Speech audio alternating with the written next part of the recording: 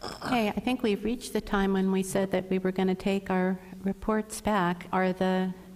Looking at, and Andy and Bruce or perhaps does one of the breakout group teams want to volunteer to be the first to give your report? Or I could call them, yes.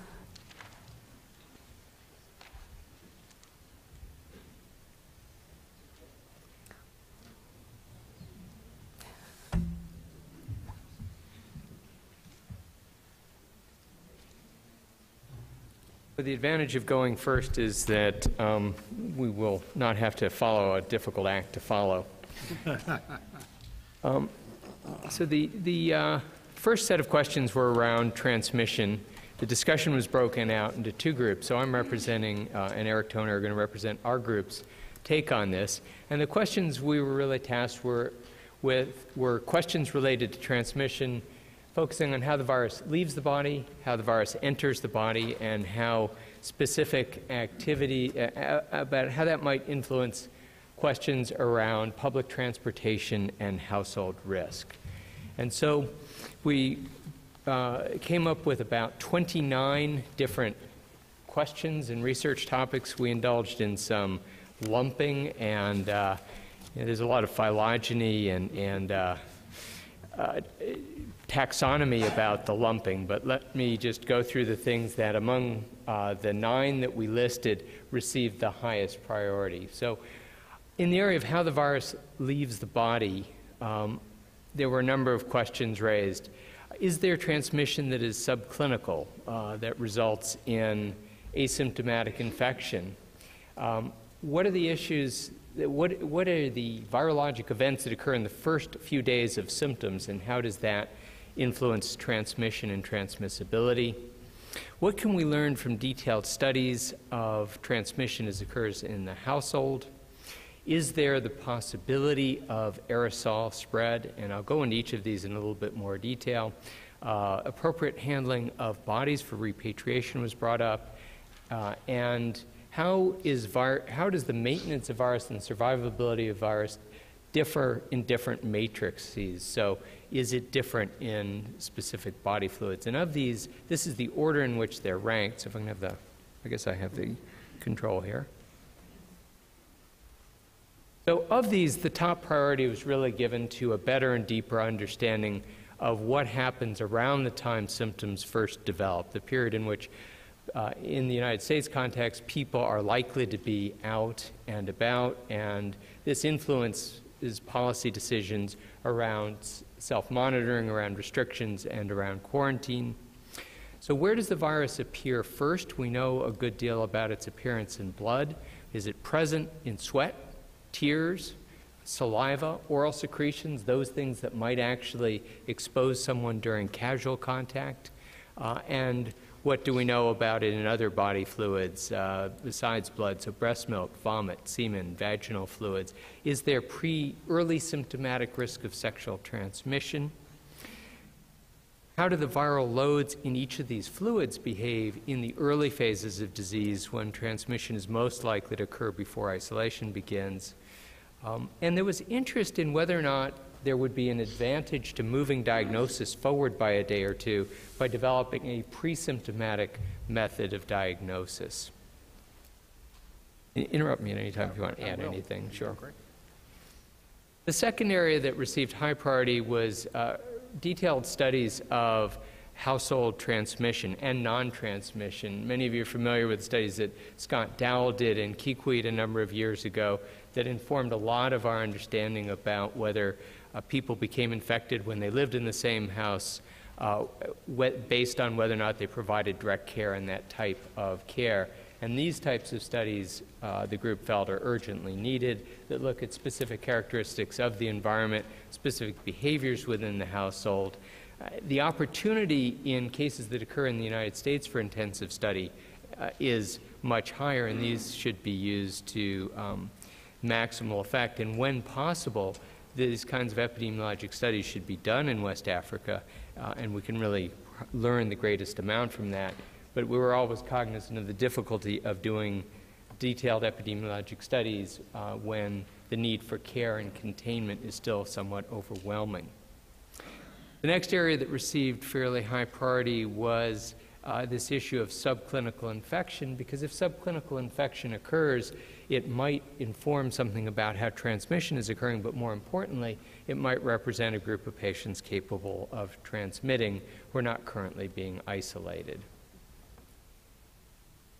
Perhaps because of the attention it's received in the media and because of the lack of scientific clarity, the question of whether or not there's true aerosol spread was deemed to be an important one, and not just true small droplet nuclei transmission, but what's the actual role of large droplet transmission relative to other types of transmission, fomites in direct contact with body fluids. And of course, the question's been raised, and therefore it needs to be answered, that will the virus adapt over time? Do we have any markers of this? Are there potential changes in clinical manifestations that might make the efficient generation of either large or small droplets possible? So on the area of viral entry into the body, what we rated most highly was the need to better understand factors that influence individual susceptibility that might make it possible to identify groups that are at substantially higher risk than others. There were, I have to make sure I understand our own slides here. There were really three topics within that. Number two is the one I just mentioned, cofactors having to do with transmissibility. The question that was raised from the floor earlier about whether other animals, whether they be agricultural animals or companion animals, might play a role was raised, and then whether transmission is impacted by route of entry of the virus into the body. So cofactors obviously is a very rich area. We lumped a number of things together, but we were trying to cover areas that had to do with, are all forms of contact equal in terms of the likelihood of transmission? Are the characteristics of the host major determinants of the risk of infection? So are there subpopulations that we need to better understand, such as pregnant women and children? What's the role of HIV, malnutrition, and other immunologic cofactors in increasing the risk? And whether or not this could be determined effectively from detailed epidemiologic studies was something that we talked about at some length. And we also talked about that certain populations or subpopulations or certain behaviors at risk and how that risk varies amongst the different subpopulations. Right. So you can easily imagine some populations whose risk of exposure to blood and body fluids might be higher or might be more prone to contact their mucous membranes after contact. So in the animal models, you can cause infection by a variety of routes of exposure, mucosal, percutaneous, intraperitoneal, and presumably there are a range of ways in which humans become infected. And we raised the question, do these different routes of exposure lead to different clinical manifestations? Do they have different prognosis? Do they lead to different characteristics in terms of viral shedding? So we know that in animals, aerosol exposure leads to more respiratory infection in some animal models and therefore more respiratory shedding. Could this possibly be true in people? And that's something that if we understood it might make a difference. Work's been done on minimal inoculum in animals. We know very little about this in humans. It would be nice to know. And that would inform our risk decisions and our risk calculations coming back to issues of personal protection and quarantine. And then incubation period was alluded to this morning. We know roughly what the 95% confidence interval is. It'd be helpful to really define the outliers there. But in some infectious diseases, the incubation period is related to the route of exposure and the inoculum and has some relationship to severity. Could this be true for Ebola as well? The intermediate hosts and vectors of transmission were raised as a possibility. Agricultural animals, you've heard discussed earlier, and there are areas in the world where there's very high concentration of pigs, for example, and very close contact between human and pigs. We've seen the role this plays with influenza and other viruses. We need to understand a little bit more about this to understand the potential for what would happen if Ebola got into some of these areas. Companion animals seem to make the news, but clearly this is something near and dear to the hearts of many people. So understanding whether or not they can become infected and transmit, or whether their fur can act as fomites, may seem somewhat trivial, but it clearly seems to make a big difference to people. And Bentley the dog seems to get as much media coverage as Peyton Manning did last night. So we did touch, how are we doing on time? In all these discussions, I think everyone raised issues that didn't fall within the purview of the group. We raised a number of these. I put them up here for your perusal, but the one that came up over and over again is risk communication and the role of trying to both understand what influences how people understand these data and how we actually would use the quantified risk information that we have to really more effectively communicate and quell. And I would say, particularly with regards to transmission, it's a very complicated subject, and how you can communicate that succinctly is a great challenge. Great. Thank you very much. Okay, let's go ahead and move to the next report back. I had seen... So actually, I thought we were going to combine them, but we didn't, I guess. So we have another transmission group. Okay, so we're going to have to move a little bit faster. I apologize for that, but come on up.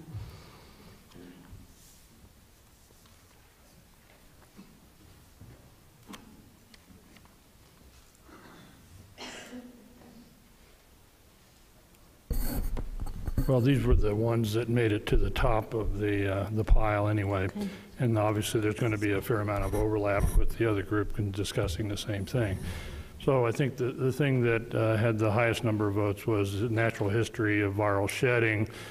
Some of that has been done here in the U.S., but in order to add numbers to it, let's hope that this remains the same, that you're going to have to go to the place where there's currently a fair amount of transmission ongoing. And I think, as in the previous group, emphasis on early samples. By that I primarily mean after onset. I mean, it's hard to get individuals before their onset, because how are you identifying them is somewhat of an issue. If it's somebody who has an obvious exposure, as one example in the literature, Dr. Matthew and the Gulu outbreak, you perhaps can pull that off, but there aren't very many of them out there. I think the other issue that was raised a couple times is that this is going to require additional support beyond just access to the facilities and getting the protocols in place, that it takes manpower and infrastructure, and that was one of the things that came up again as a major point. That's number 3 on the list. The basic viability and recoverability of the virus is something that can be done in the laboratory. It's just the basic tenet, I guess, for determining the potential for virus exposure following shedding. So you need data from number 1 in order to inform number 2, but you got to know how long it sticks around in order to be able to sort of say something about the risk of exposure being real. And there are a variety of surfaces depending on the conditions and locations that most people are working on different humidity, temperature, and matrix, whether it's in blood or a piece of tissue or a piece of snot that's on a surface. And then finally, I would put great emphasis in terms of the things is that an infrastructure has to be developed for this. We're currently deploying large numbers of clinical facilities in Liberia in particular. And I think some forethought has to be given to providing an infrastructure that can help carry out some of this research, that simply putting clinical staff at the same level you would in any Ebola care unit is not going to allow this to be done. And there's a certain amount of infrastructure that has to go along with it to support maintaining the specimens and then finally getting them out to a useful place, as well as laboratory capabilities to do some of the real-time assays in place. And then others, next slide. There is a next slide, isn't there? Yeah, okay. So the ones that just sort of didn't make it to the top, there was interest in the epidemiology of how healthcare workers are becoming. That's been a topic for discussion in several of the sessions. Preparedness for U.S. workers, I think it was suggested that some sort of survey be made of the sort of state of readiness sort of prior to this outbreak, and perhaps one that reflects on what changes have occurred would be useful knowledge, sort of an operational research program. Creating some sort of a simulation of what is transferring contamination, what type of PPE protects people from contamination, and how the processes used, particularly in doffing, occur using not authentic viruses or observations in clinical facilities, but rather mocking this up in a more or less laboratory environment was thought to be by many to be an important adjunct to things that would enhance our ability to understand the process of how people are becoming infected, and more importantly, how to protect them from that.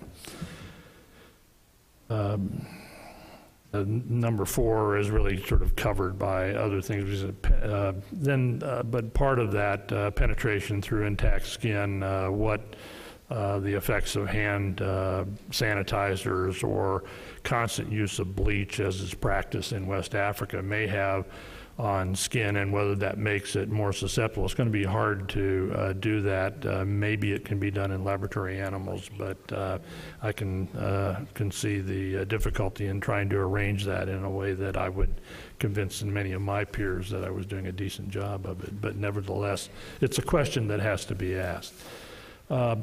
And finally, there was mention of, even here in the U.S., there's importation of bush meat, and testing of bush meat that's being imported for the presence of Ebola virus was raised. I mean, there are obviously issues with pets, et cetera. There was a brief mention, at least, of experimental infections of dogs and cats to see what happens. The other group mentioned persistence simply on the surface. So those were the items that were discussed in our group, and thank you very much. Thank you. Why don't we go to the second group, actually, survival and infectivity, and it's Jeff. Yeah.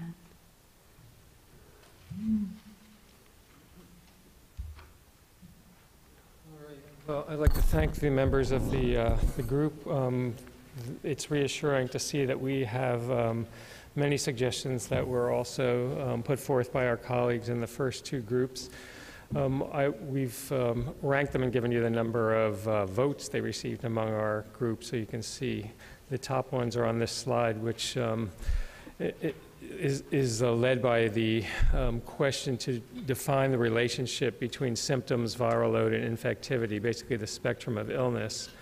And the related question, what is the level of virus in different body fluids and tissues over time? And that implied in that question is, what is the infectiousness of those different body fluids and tissues over time?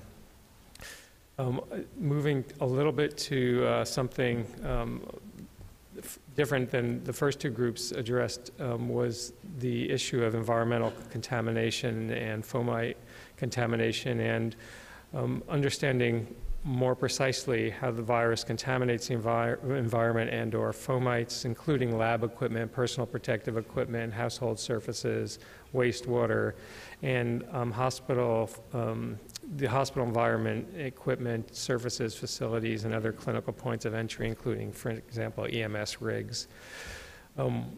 We thought it was very important to understand, as this research is accomplished, what are the limitations or the sensitivity and specificity of the current sampling methods. So finding virus, not finding virus, understanding what that means based on the methods that are used. Understanding more about the incubation period, does it vary with the infectious dose and the route and tissue source of the exposure, and very much interest in how to render the virus non-infectious through different either chemical or, for example, radiological or other means, temperature and so on. Oh, do I move it forward? Let's see. Whoops. I pushed the wrong button. Let's see. The questions that also generated interest, but not to the same degree as the ones I just shared with you, are related to diagnostics. Are there diagnostic tests that can be used to rapidly differentiate between malaria, Ebola, and other viral hemorrhagic fevers in the field? Does environmental persistence vary with conditions such as temperature and humidity and the material in which the virus is ensconced? Do certain treatments or lab protocols result in enhanced environmental contamination? For example, procedures that might be done in the lab, laboratory techniques, different laboratory testing methods, and in the clinical environment, different clinical procedures such as dialysis or intubation, and their implications on environmental contamination. So there was interest in the existence of pre-existing immunity in certain populations and the correlates of immunity to Ebola virus, and how representative non-human primate studies are on which we're basing some assumptions about human illness. And finally, does reinfection occur? What modulates the immune response? The role of cross-reactivity among the different strains, and what epitopes are seen in neutralizing antibodies. So thank you again to our group for a very good discussion. Thank you. We have 2 reports for PPE. Maybe Bill Cazzola to come up and give the first of them, and then we'll hear from Melissa McDermott. Are they back?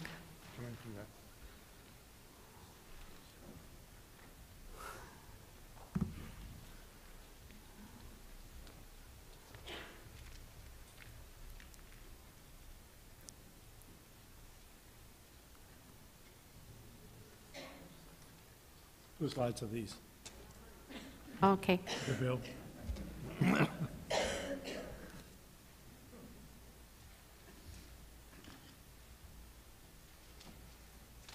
Thank you very much.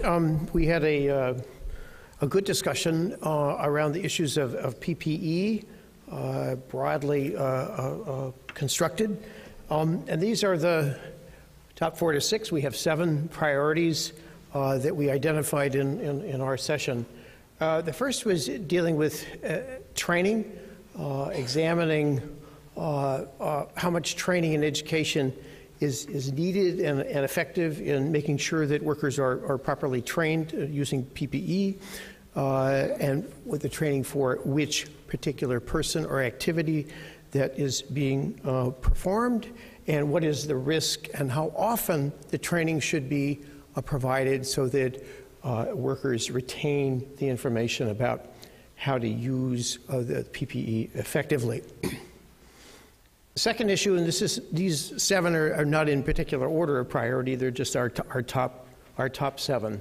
The second, supply chain systems optimization, and looking at ways to optimize the resources in real time, simple and predictive modeling for resource allocation. This is an attempt to make sure that you can deliver the PPE to the workers when they need it, and make sure that the supply is sufficient to carry out the work while they are taking care of or exposed to the Ebola virus.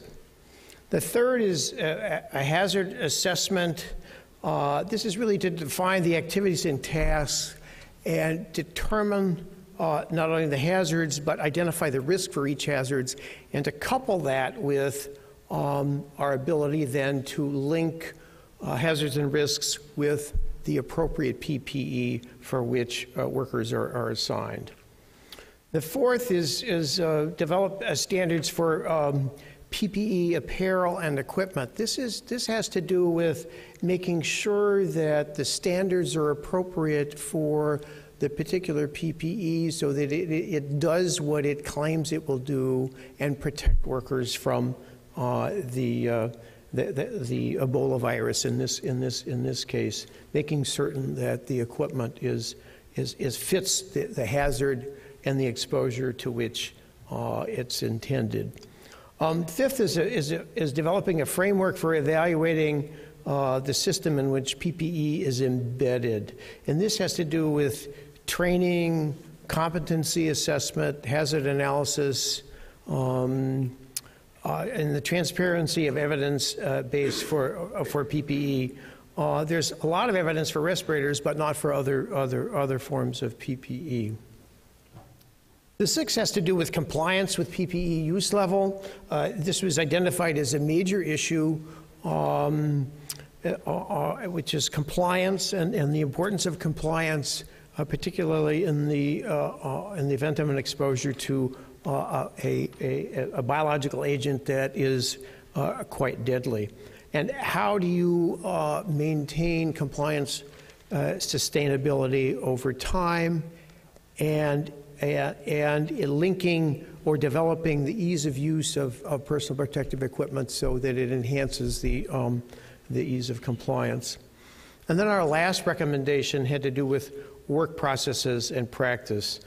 This is focused more on what's the variability during the day, what device do you use, studies of healthcare worker fatigue, both physical and mental fatigue, as well as social, and social being how do you interact then outside of the workplace with your family, for example. And that completes our list. Thank you. Okay.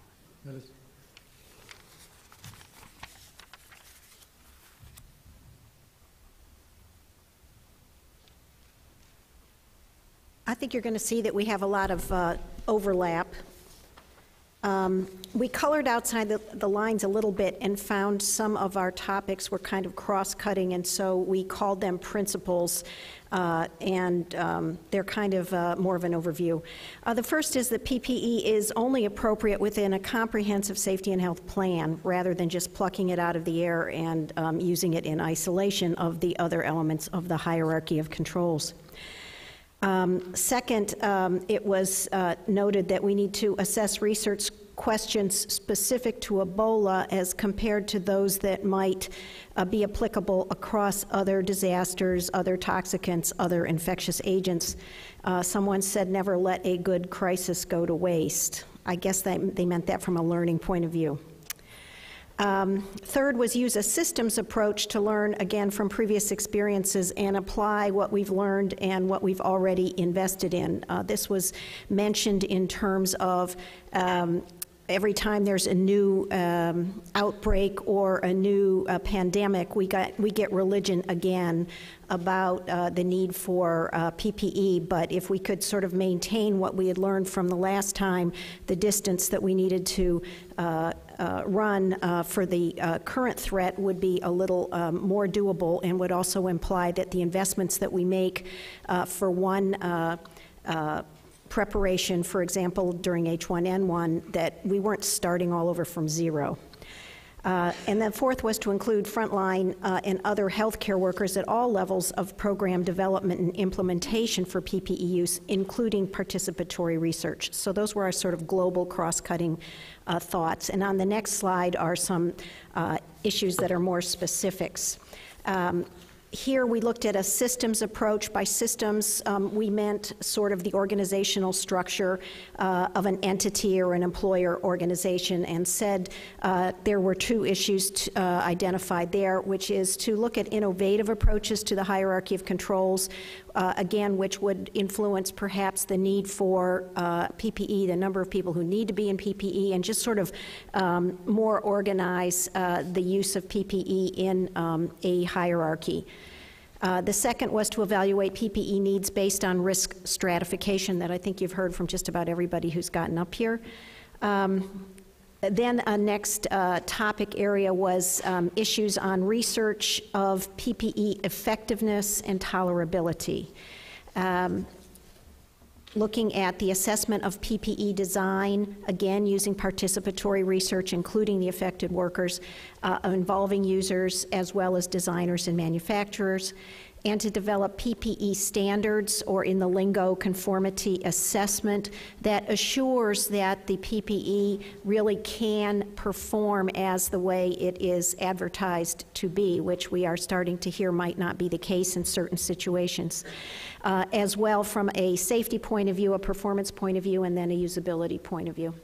And then finally, training for PPE use. The recommendations are to identify and evaluate needs of healthcare workers, specifically related to training, and then what's effective, what works, how people are then able to demonstrate what they've learned, and this notion of sustainability that Bill mentioned. Part of that has to do with people, workers, continuing to demonstrate what they've learned by doing things correctly on the one hand, but on the other hand, how long is the training good for? We know from MSF, for example, that they've talked about the need to train and retrain, and this has been something that some of the folks who have recently returned from West Africa have also mentioned. Thank you. Thank you. All right. Okay, we have one last presentation on waste, the final frontier. And Dan Hamlin. Okay, thanks very much. So yes, our group was focused on handling of potentially infected materials, waste management, and disinfection methods. So in fact, yes, we got wasted. And we were expertly led by Susan Santos, Suzette McKinney, and Deborah Sharp, and had a very robust discussion. And essentially identified 4 broad areas that require attention in this catch-all discussion area.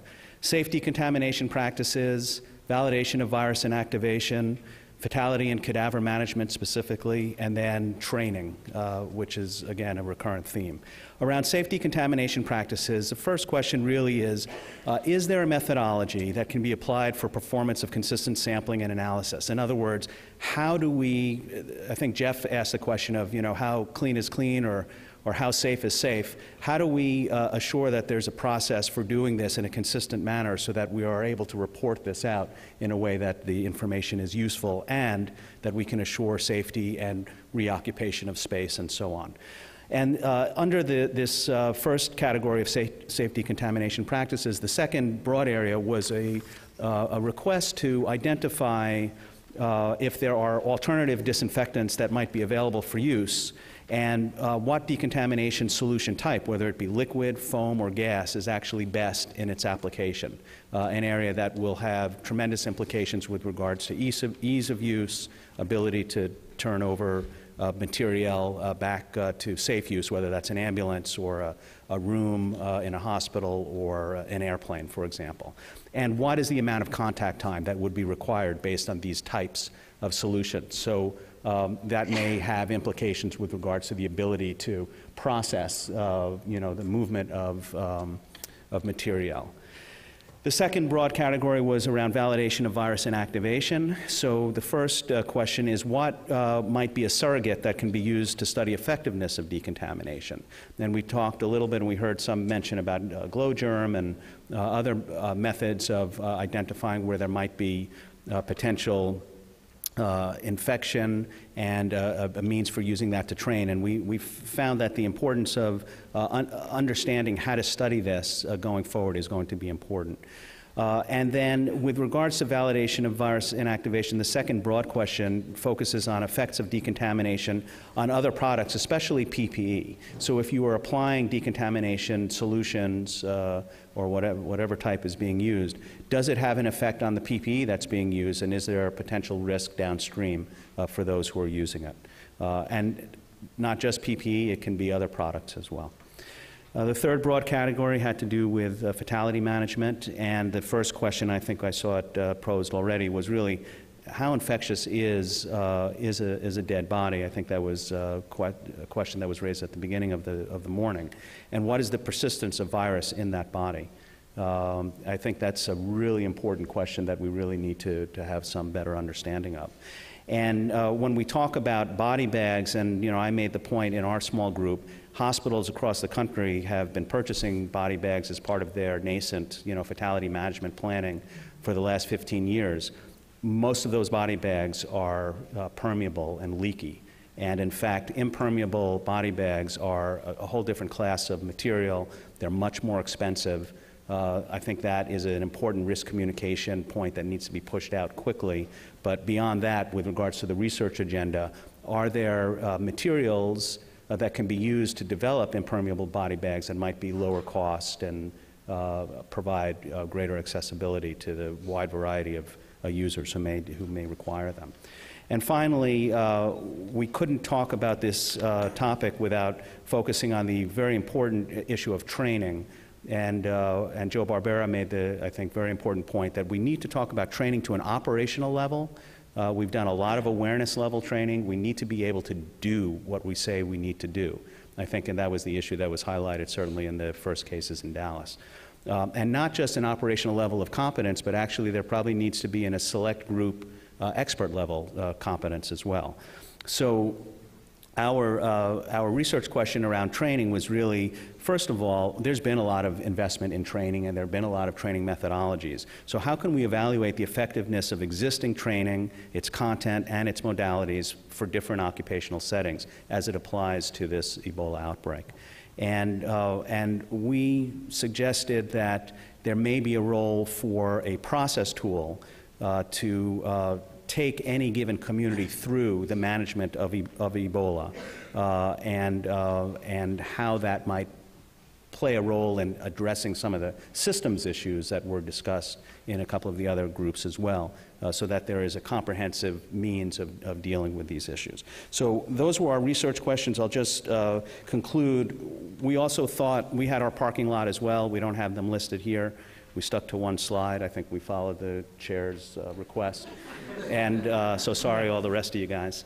And, but we highlighted the importance of two things. One is we need to inculcate a culture of preparedness. I hate standing up here, as I've done many times before, and say the same things over and over again.